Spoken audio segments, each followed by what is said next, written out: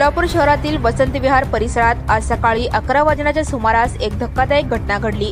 स्वराज विहार वसंत विहार जवळ राहणाऱ्या प्रशांत रवींद्र राजहंस वय 44 यांनी आपली पत्नी भाग्यश्री प्रशांत राजहंस वय 34 यांचा धारदार चाकूने गळ्यावर वार करून खून केल्याचा प्रकार समोर आला आहे।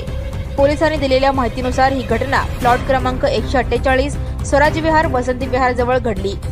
फिर्यादी रत्नदीप विद्याधर भोसले वय 37 राहणार मिलिंदनगर बुधवारपेठ सोलापूर यांना त्यांचा भाऊ राजरत्न यांच्या मार्फत फौजा चौडी पोलीस ठाण्यातील पोलीस हवालदार चुंगी यांनी फोनवरून सदर घटनेची माहिती दिली। त्यानुसार फिर्यादी आणि त्यांचे नातेवाईक स्वराज विहार येथे पोहोचले असता भाग्यश्री या बेडरूम मधील बेडवर रक्ताच्या थारोळ्यात पडलेल्या अवस्थेत आढळल्या। घटनास्थळी एक चाकूही आढळून आला।